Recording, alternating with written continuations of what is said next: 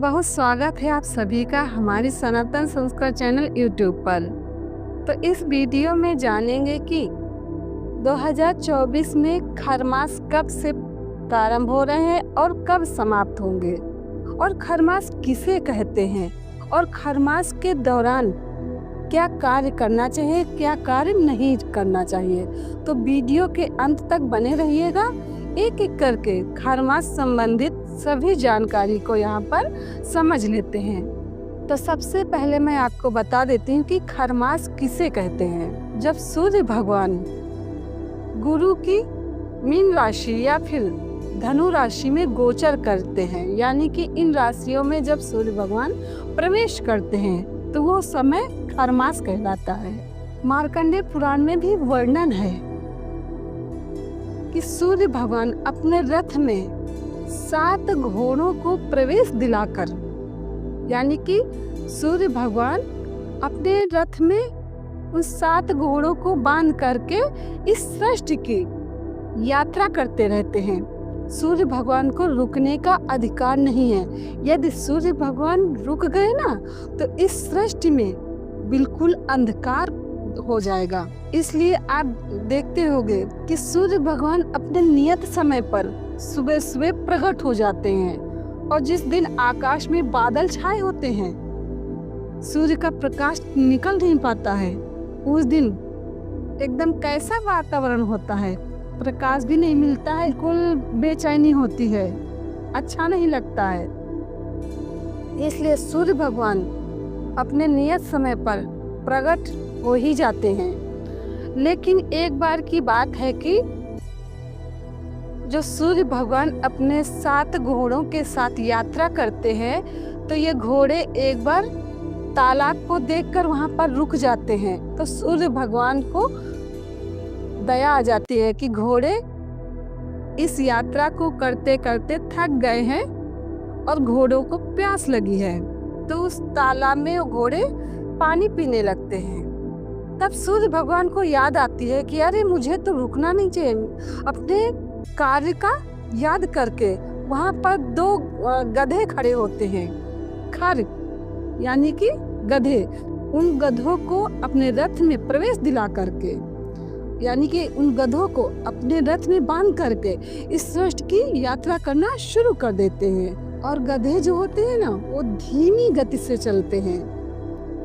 इसीलिए जब सूर्य भगवान अपने गधों के द्वारा इस सृष्टि की यात्रा करते हैं, यानी कि खरमास में, खरमास का समय कौन सा होता है? पौष मास होता है।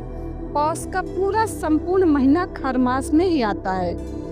इसीलिए पूरे पौष मास में देखो तो सूर्य का प्रकाश बिल्कुल धीमा रहता है, तेज नहीं रहता है, क्योंकि खरमास के दौरान सूर्य भगवान अपने रथ में इन गधों को बांध करके, इन गधों के द्वारा इस सृष्टि की यात्रा करते हैं। इसलिए इन दिनों में सूर्य का प्रकाश भी धीमा रहता है, तेज नहीं रहता है। और जब खरमास पूर्ण हो जाते हैं तब फिर से सूर्य भगवान अपने रथ में उन घोड़ों को प्रवेश दिला लेते हैं। तब फिर से सूर्य भगवान का प्रकाश तेज हो जाता है। तो अभी समझ में आ गया होगा कि खरमास पे सूर्य का प्रकाश क्यों धीमा होता है, क्योंकि गधों की चाल ही धीमी होती है। गधे बहुत धीमे धीमे चलते हैं, इसलिए सूर्य का प्रकाश भी उन दिनों में खरमास के दौरान धीमा रहता है। मार्कंडेय पुराण में वर्णन है। और खरमास का संपूर्ण महीना ध्यान भजन करने के लिए, भक्ति को संचित करने के लिए बहुत ही उत्तम समय होता है। खरमास के समय ही प्रयागराज में कल्पवास 1 महीने होता है।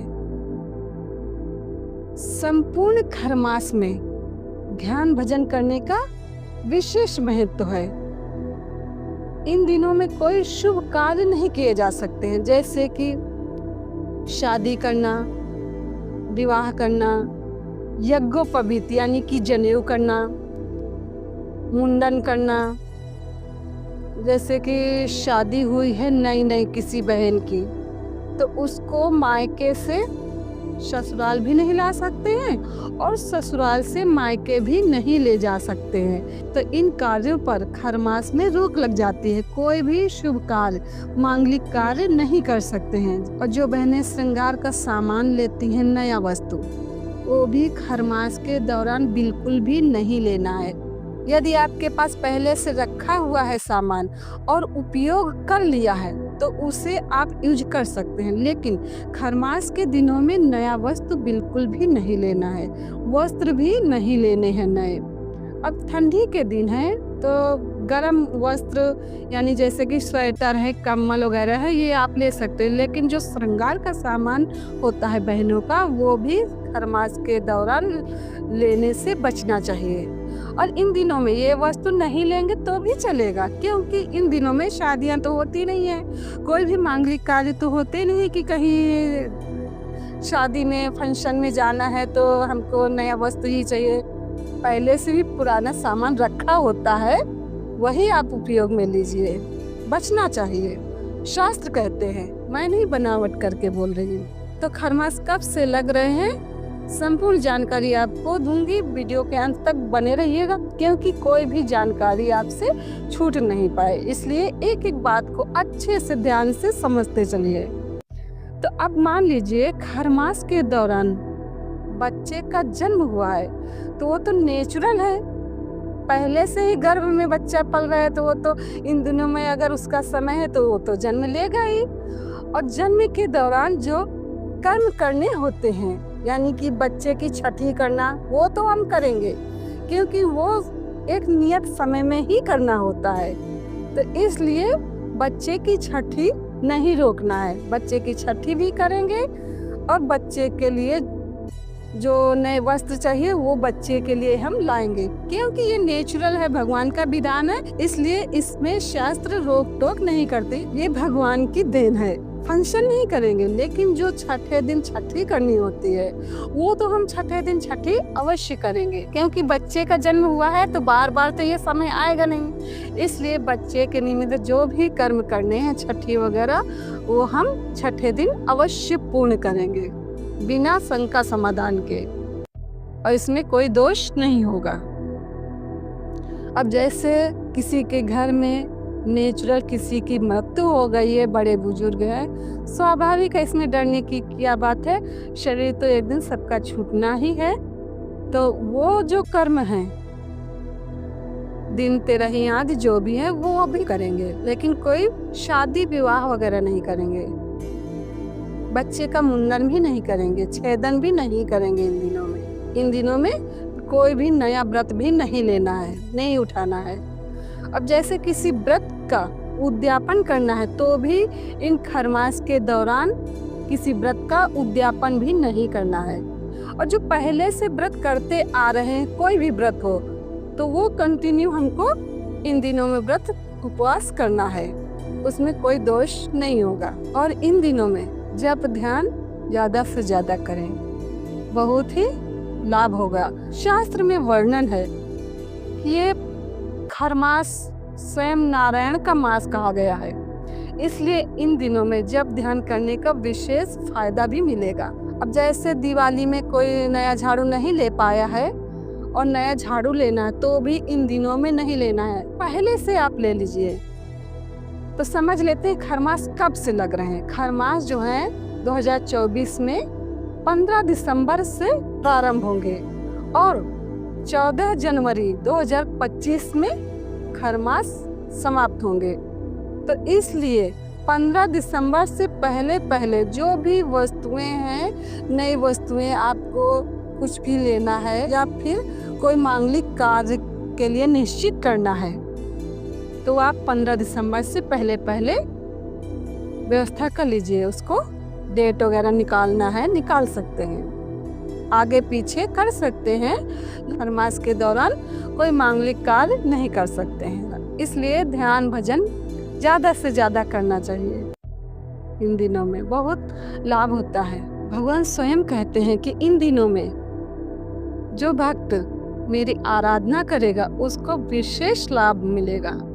इसलिए तो भगवान स्वयं कहते हैं कि खरमास के दौरान जो भी भक्त भगवान का स्मरण करेगा, भगवत भजन करेगा, सत्संग श्रवण करेगा, भगवान नाम जप करेगा, उसको विशेष लाभ होगा, विशेष फायदा होगा। इसलिए समय निकालकर इन दिनों में ज्यादा से ज्यादा भगवत भजन करना चाहिए। अब ऐसा नहीं है कि कोई कार्य कर रहे हैं तो कार्य को छोड़ करके केवल माला लेके बैठ जाए, नहीं, कार्य को करते करते भगवान का स्मरण करते रहिए, तो कार्य भी आपका कर्म योग हो जाएगा। खरमास का समय क्या रहेगा ये भी यहाँ पर समझ लेते हैं। तो 15 दिसंबर को रात्रि में 10:19 पर सूर्य भगवान धनु राशि में प्रवेश करेंगे, जिसे धनु संक्रांति कहते हैं। वो समय कहलाएगा खरमास।